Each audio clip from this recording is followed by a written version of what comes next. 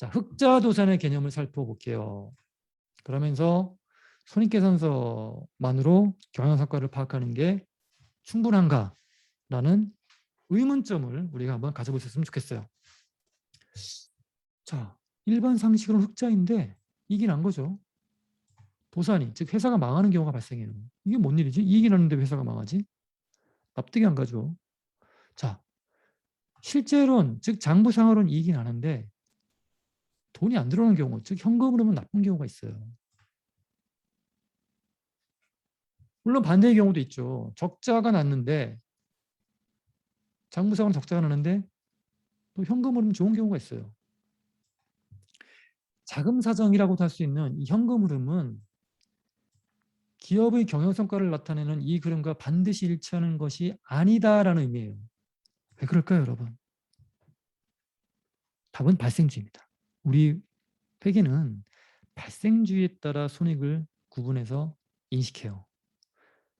그런데 발생주의가 뭐였죠?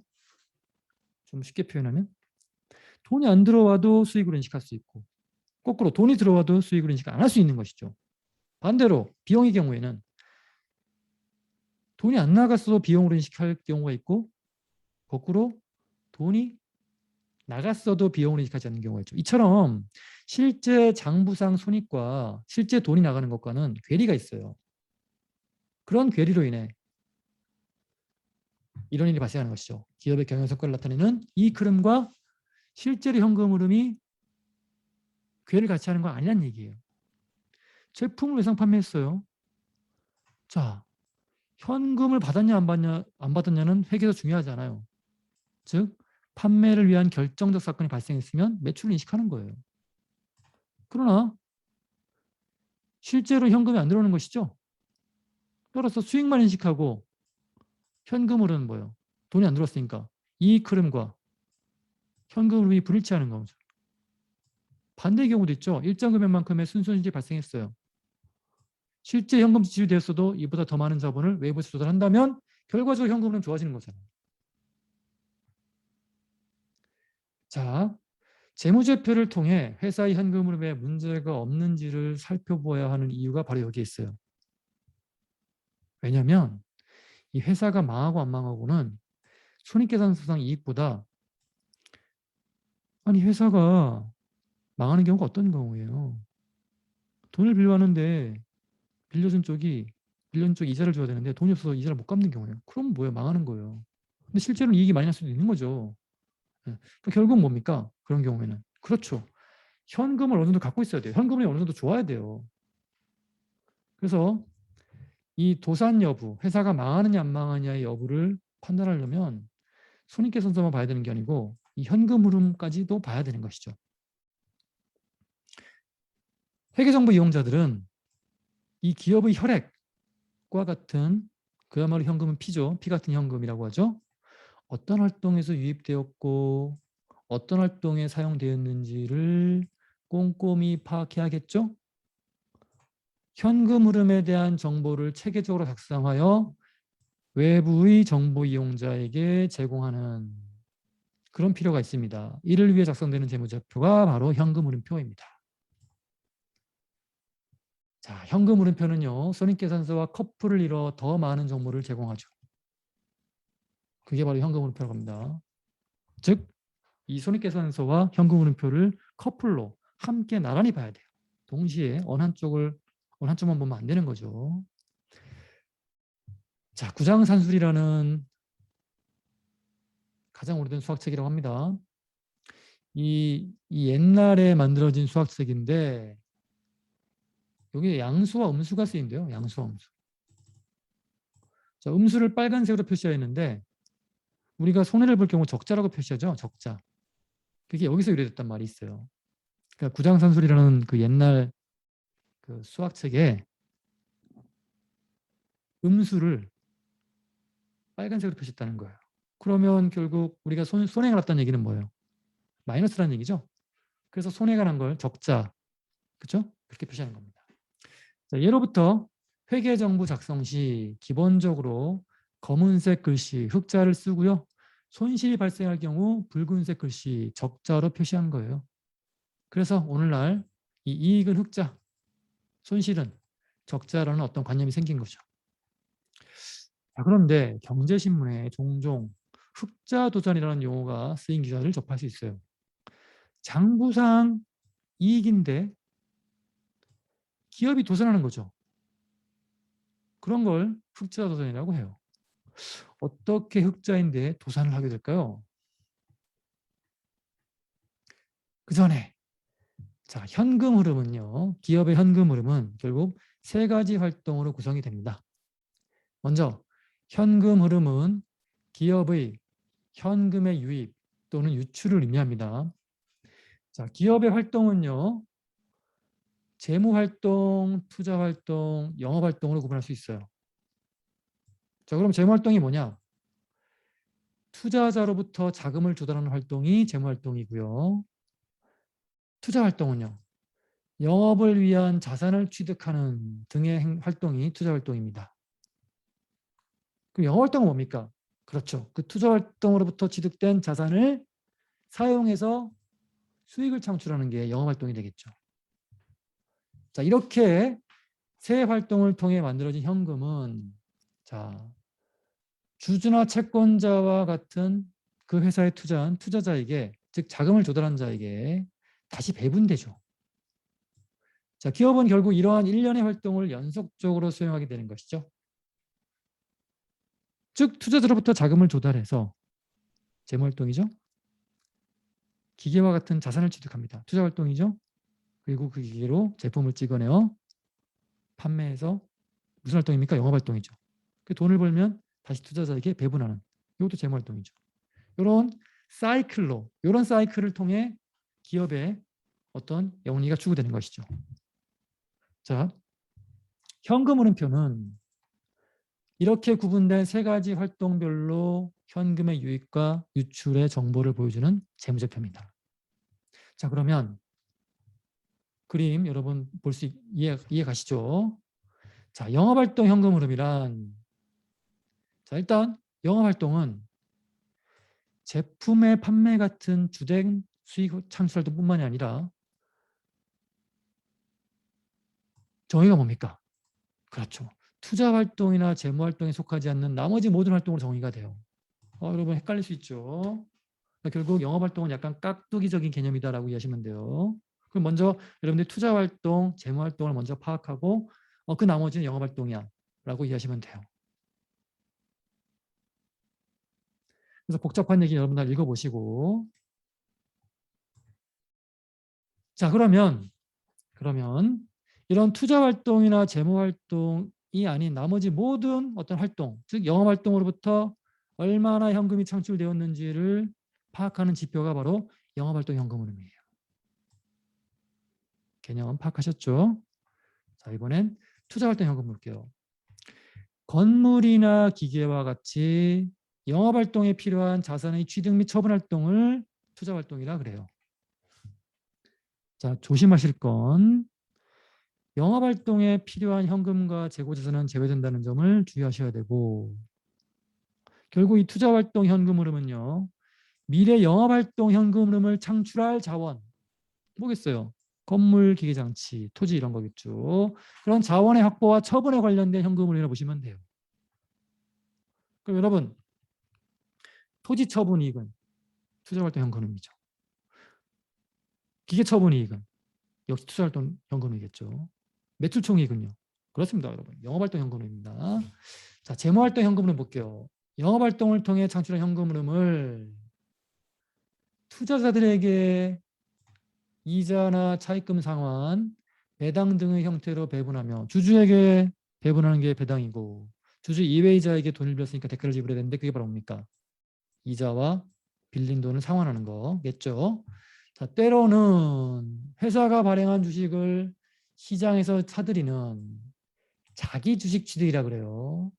이런 자기 주식 취득을 통해 주주에게 현금을 배분하기도 합니다. 나중에 자기 주식 가서 배우기를 하죠. 자, 이와 같은 모든 활동을 재무활동이라고 하는데, 이 재무활동은 결국 영업활동과 투자활동에 필요한 자본, 차입금을 조달하고 그리고 다시 조달한 돈을 돌려주는 환급, 또는 상환에 관한 활동이라고 보시면 돼요.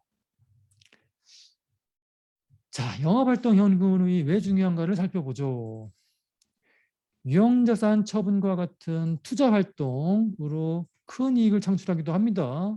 기업들은 종종. 하지만 이러한 투자활동을 통해 발생된 이익은 어쩌다 한번 일시적이거나 기업 본연의 활동은 아니죠. 그런 이익이 아닙니다. 자, 정말 잘 나가는 회사가 되기 위해서는 주종목을 잘해야겠죠. 즉 영업활동에서 현금 흐름을 지속적으로 낼 수 있는 회사가 되어야 되는 것이죠. 영업활동에서 충분한 현금 흐름을 지속적으로 낼 수 있다면 정말 훌륭한 기업이죠.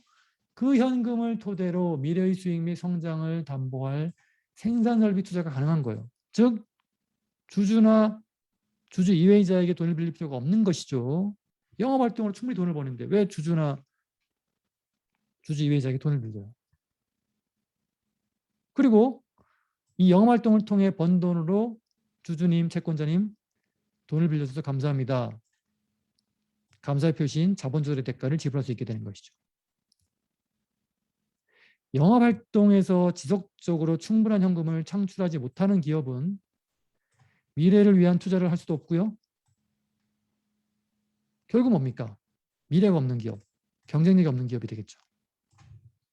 그리고 한 걸음 더 나아가 미래를 위한 뭐 투자뿐만이 아니고 심지어 주주 이외이자에게 돈을 빌리면 특정 시점까지 갚아야 되는데 그게 만기예요.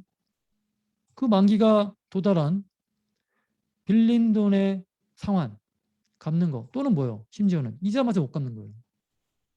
그 결국 도달하는 거예요. 이 채권자가 가만히 있겠어요? 갚기로 한 날짜에 갚기로 한 원금과 이자를 갚지 않는데 당연히 뭡니까? 묻어내나 하고 소송을 걸겠죠. 그럼 망하는 거예요. 자, 이런 이유로 투자자들은 현금 흐름표에 표시되는 영업활동 현금 흐름이 매우 중요한 거예요. 왜 중요하죠? 주종목을 잘해야 진짜 기업이지. 그리고 영업활동 현금으로 결국 뭐예요? 빌린 돈을 갚거나 이자를 갚아야 되는데 이게 부실하다. 영업활동 현금이 부실하다. 그 얘기는 뭐야? 내 돈 떼먹힐 수도 있고 이자도 못 갚을 수 있겠네. 그래서 이 매우 중요한 정보예요. 이 영업활동 현금 흐름이. 자, 재무관리에서 중요한데요. 이 영업활동 현금 흐름에서 현금 흐름표 영업활동 현금 흐름에서 투자활동 현금 흐름을 차감한 잔액을 바로 잉여현금이라고 합니다. 이거 중요한 개념입니다. 재무관리에서는. 자, 그래서 재무관리가 결국 뭐 기업가치 평가하는 게 주된 테마 중에 하나잖아요.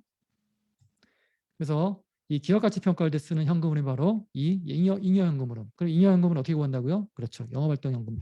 현금 흐름표의 영업활동 현금 흐름에서 투자활동 현금 흐름에서 뺀 거죠. 자, 우리가 연습을 한번 해볼까요? 현금을 통해 기업이 어떤 상황에 처했는지를 우리가 살펴볼 수 있어요. 이 현금 흐름표는 재미있는 건 결국 현금, 돈의 흐름을 나타낸 재무제표이죠. 그래서 직관적으로 이해가 쉬워요. 그래서 현금 흐름표 구성 항목 각각의 작성 원리에 대해 우리가 깊이 고민할 필요 없어요. 실제 실무자들도 이 현금 흐름 만드는 게 까다로워서 잘 모르는 경우가 많습니다. 그러니까 우리는 지금 재무제표를 이용할 수만 있으면 되는 거지 굳이 작성법까지 알 필요가 없는 거예요. 작성법을 알고 싶으면 회계원리 중급회계 가서 공부하시면 되고요. 자, 활동별 현금 흐름 정보를 의사결정에 잘 이용할 수 있도록 우리 이용법만 배우면 되죠. 거기에 우리 집중합시다. 자, 근데 일단 여러분들은 이 현금 흐름 패턴을 분석하는 게 되게 중요해요. 그 정도는 아셔야 돼요. 자, 그러면 질문을 한번 드려볼게요. 투자활동 현금 흐름이 플러스 패턴이야. 그러니까 플러스인 거죠. 근데 어떤 회사는 이게 마이너스야. 그럼 어떤 회사의 현금이 더 좋은 걸까? 투자활동 현금이 더 좋은 걸까? 그러니까 A기업은 투자활동 현금이 플러스고 B기업은 뭐 마이너스고 이런 거예요. 자, 그럼 그 각각의 의미를 여러분들이 아셔야지 판단할 수 있는 거죠. 자, 투자활동 현금 흐름이 플러스란 얘기는요. 어떤 얘기예요? 어떤 의미예요? 영업활동에 사용하던 공장 건물이나 기계장치와 같은 설비, 차량 운반구 등을 처분했다는 얘기예요. 그래서 현금이 그로 인해 그를 통해 해서 현금이 들어온 경우가 바로 투자활동 현금이 플러스라는 얘기예요. 근데 여러분, 정상적인 회사라면, 삼성전자 같은 회사라면 어떻게 돼요? 미국이나 중국과 경쟁하기 위해서, 반도체의 뭐 초격차를 유지하기 위해서 지속적인 투자를 할 거 아니에요. 그러면 이런 삼성전자의 경우에는 당연히 뭡니까? 기계를 처분하기보다는 기계를 막 매입하는 경우가 훨씬 더 많겠죠. 뭐 반도체 만들 때 그 뭐 미세 노즐 공정인가요? 그거는 뭐 기계가 한 대가 3천억씩 한대요. 기계 한 대가. 자, 그러면 뭐예요? 기계를 파는 것보다는 사는 경우가 훨씬 더 많을 테니, 즉 기계를 사기 위해 지출하는 현금이 기계를 팔아서 얻는 현금보다 훨씬 더 많다는 얘기죠. 그럼 당연히 뭐예요? 투자할 때 현금이 마이너스겠죠. 유출보다 유입이 크니까. 공장 건물을 짓고 설비와 같은 기계 장치를 사들이는데 현금을 쓰기 때문에, 그래서 이런 성장 기업의 경우에는 투자 활동 현금률이 마이너스 패턴을 보이겠죠. 그러니까 마이너스, 투자 활동 현금이 마이너스라는 얘기는 이 회사가 성장을 위해서 뭔가 투자하고 있구나, 그런 걸 표시하는 거죠. 즉 마이너스, 성장 기업의 경우에는 투자 활동 현금률이 마이너스인 거죠. 자, 좀 더 깊이 들어가 보죠.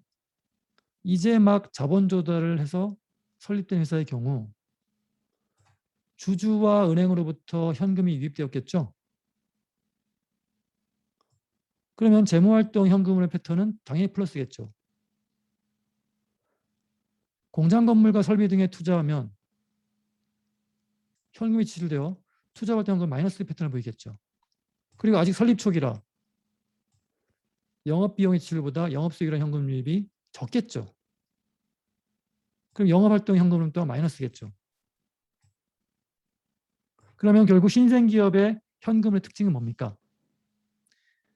재무활동 현금의 패턴은 플러스, 투자활동이나 영업활동 현금의 패턴은 마이너스를 띠겠죠.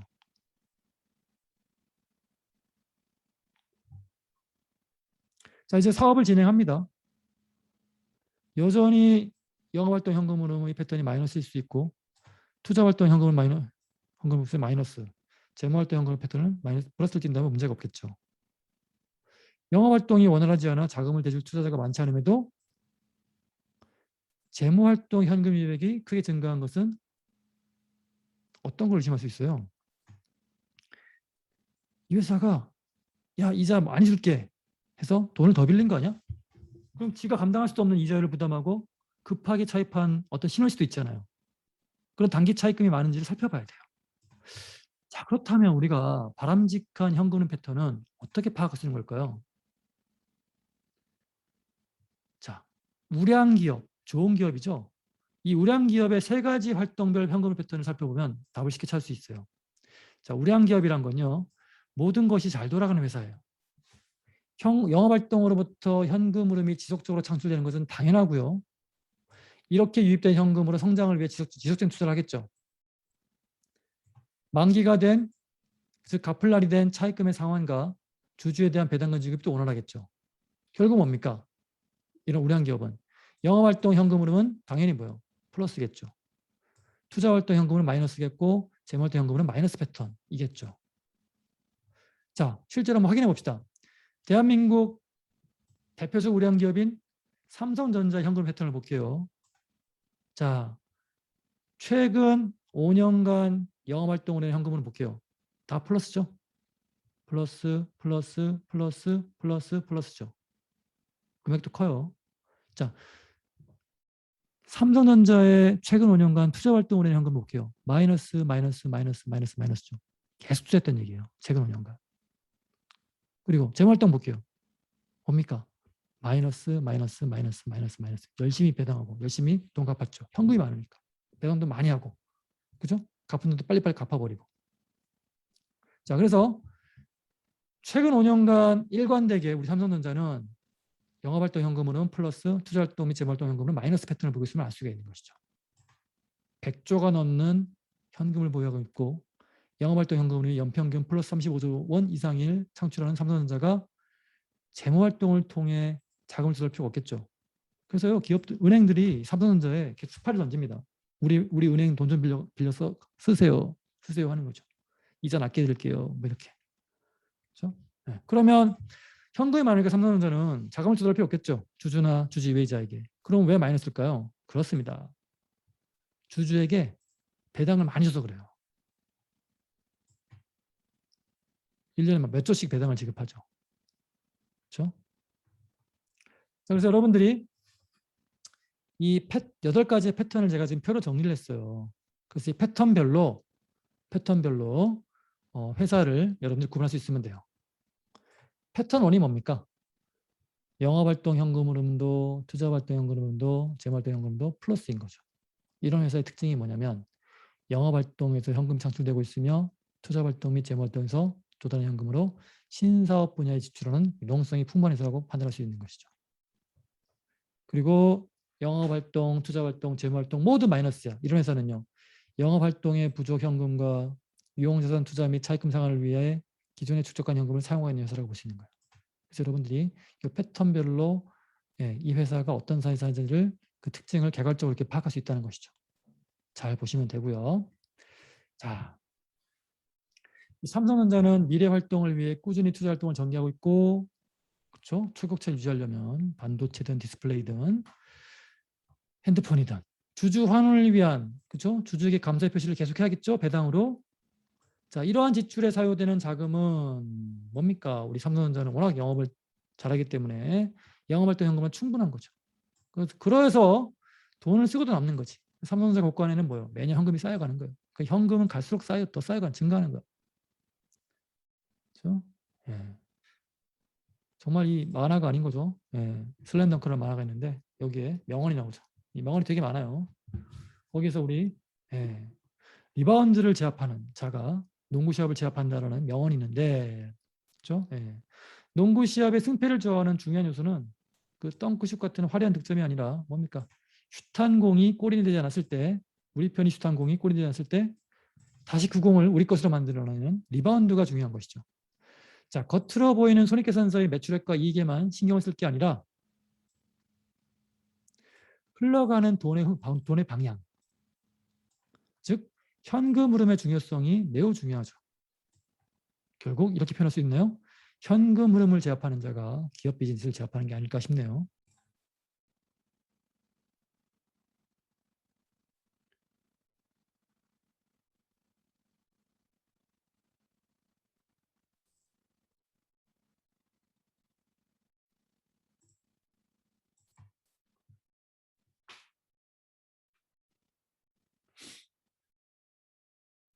자, 현금주의, 발생주의에 대한 이해는 워낙 중요하기 때문에 우리 사례를 통해 이 발생기준 회계 처리와 현금기준 회계 처리가 어떻게 차이를 보이는지를 분명하게 이해해 봅시다.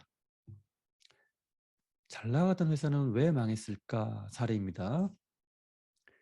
미술 작품을 매입해서 판매하는 주 도니아트의 갤러리정은 대표죠. 미술계의 큰 손으로 자리매김하여 승승장구하고 있었대요. 회사는 2020년도에 100억 원의 문화진흥자금 무이자로 빌려왔습니다. 조달에 성공하여 그 돈으로 피카소 작품을 구매하여 판매에 성공하였네요. 도니아트라는 회사는 결국 미술품을 구입해서 거기에 마진을 붙여서 판매하는 회사입니다. 문화진흥자금이라는 주주 이외이자로부터 무이자로 돈을 빌려왔죠. 그래서 그 돈으로 피카소 작품을 구매해서 자, 판매까지 성공했습니다. 그런데 경기 불황으로 만기가 도래한 즉 갚을 날이 이제 온 거죠. 갚기로 약속한 그 날짜에 빌린 돈인 차입금을 상환하지 못해 2013년 1월 도산하고 말았습니다. 망한 거죠. 채권자가 누구겠어요? 이 문화진흥자금을 빌려준 이 채권자가 도니아트에게 야 갚을 날 100억 원 빌려줬는데 그거 갚으라 이거죠. 근데 돈이 없는 거죠. 그래서 결국 도산을 하고 만 거죠. 도산이란 건 갚을 돈이 없을 때 예, 배째라 하는 거죠. 자, 아래 표, 요 그림을 보시면 도니아트의 거래 상황을 연도별로 정리한 것이죠. 이 그림을 보고 질문에 답해 보라고 합니다. 자, 일단 질문을 먼저 확인해 보죠. 자, 현금주의와 발생주의 어느 방법을 선택해야 되는가? 회계 기준은 어느 방법을 선택하라고 요구하고 있죠? 그렇죠. 손익계산서 작성 시 발생주의에 따라 회계 처리를 하고 있죠. 발생주의가 뭡니까?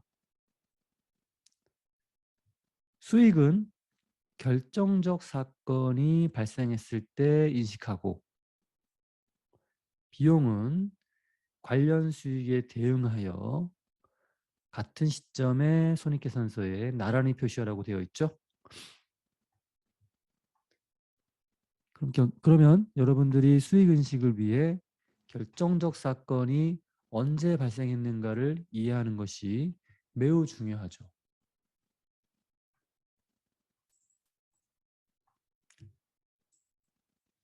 자, 그러면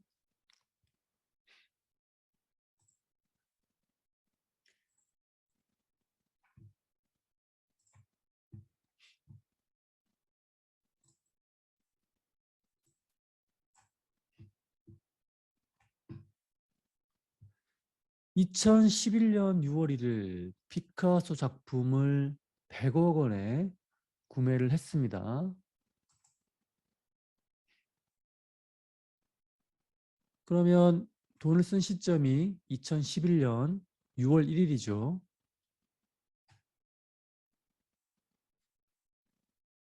그러면 이 시점에 돈이 나갔으니까 비용으로 인식합니까? 돈이 나간 시점에 비용을 인식하는 건 현금주의죠. 자, 그러면 현금 기준에 따라 만약에 비용을 인식했다면 2011년 6월 1일이 바로 비용을 인식하는 시점이 되겠죠. 하지만 발생주의는 돈이 들어오고 나가고 그 시점이 중요한 게 아니죠. 2012년 6월 30일 해가 바뀌었고 그 6월 30일 날 같은 작품을 120억 원에 외상 판매. 자, 판매를 언제 한 겁니까? 2012년 6월 30일에 한 거죠. 그런데 외상으로 판매했으니까 돈이 들어온 건 아니죠. 돈이 들어오지 않았지만 판매라는 결정적 사건이 발생했으니 수익을 언제 인식합니까? 2012년에 인식하는 것이죠. 하지만 이건 발생 기준 관점이고 현금 기준에 따라 수익을 인식한다면 돈은 언제 들어옵니까? 그렇죠. 2013년 3월 1일 들어오죠. 이때 현금으로 해서 하는 것이죠. 그럼 결국 2013년에 현금 기준에 따라 수익을 인식하는 것이죠. 하지만 발생주에 따라 수익을 인식한다면 2012년 6월 30일 날 인식하는 게 맞습니다. 그러면 손익계산상 수익을 인식하는 건 2012년이겠죠. 그리고 비용을 인식하는 건 언제겠어요? 2011년이죠. 그건 현금 기준 관점이죠. 그럼 여러분, 제가 말을 잘못했는데, 자, 발생 기준에 따라 수익을 인식하는 시점은 2012년이죠. 자, 그럼 비용을 언제 인식합니까? 발생 기준에 따라. 돈을 쓴 시점은 2011년이지만 발생 기준에 의하면 돈을 언제 썼느냐는 중요한 게 아니고 돈을 쓴 건 결국 돈을 벌기 위해 돈을 쓴 거죠. 그 돈을 언제 벌었습니까? 발생 기준에 따르면. 그렇죠. 2012년에 돈을 번 거라고 보는 거죠. 발생 기준에 따르면. 따라서 비용도 관련 수익이 인식되는 2012년도에 비용 역시 2012년도에 인식되는 것이죠. 결국 발생 기준에 따르면 2012년도에 수익과 비용을 인식하는 것이죠. 자, 그러면 요구사항 2번이 바로 발생주의와 현금주의 각각에 의해 주어진 양식에 따라 수익과 비용 그리고 이익을 인식하라고 하는 것이죠. 자, 그러면 봅시다. 현금주의가 일단 직관적이죠. 돈이 들어온 시점에 수익을 인식하고 돈이 나간 시점에 비용을 인식하니까. 자, 그러면 돈이 나간 건 언제입니까? 2011년. 돈이 들어온 건 언제입니까? 2013년. 그러면 현금주의에 따라 수익과 비용을 인식한다면 2011년도에 비용을 인식하고요. 2013년도에 수익을 인식하는 것이죠. 수익과 비용이 따로 놀고 있죠? 현금주의에 따르면. 자, 어쨌든 2011년도에 비용을 인식하니 결국 수익은 없고 비용만 있으니까 이익은, 그렇죠. 이익이 아니라 손실이 되겠죠? 네, 마이너스 100억 원이 되고 2013년도 수익은 120억 원. 비용은 없으니까 이미 비용이 일치했잖아요. 2011년도에. 따라서 2013년도 이익은 120억 원 플러스가 되겠죠. 자, 그렇지만 발생주의에 따르면 수익 인식을 언제 합니까? 돈은 비록 2013년도에 들어오지만 발생주의에 따르면 돈이 들어오고 나가고 시점이 중요한 게 아니죠? 그렇죠. 수익 인식의 기준은 발생주의에 따르면 그렇죠. 판매된 시점, 결정적 사건인 판매가 일어난 시점이죠. 따라서 2012년도에 발생 기준에 따르면 수익을 인식하고 돈은 비록 들어오지 않았지만 그 120억 원을 벌기 위해 들인 비용이 얼마입니까? 100억 원이죠. 그래서 수익이 인식되는 시점에 역시 비용도 같이 인식하는 것이죠. 분명히 이 100억 원 지출은 언제 됐어요? 2011년도 되었지만 비용을 인식하는 건 관련 수익이 인식되는 시점에 나란히 같이 인식하는 거죠. 따라서 수익 120억 원, 비용 100억 원이 2012년도에 인식되고 결국 수익이 120억 원이고 비용이 100억 원이니까 이익은 20억 원이 되겠죠.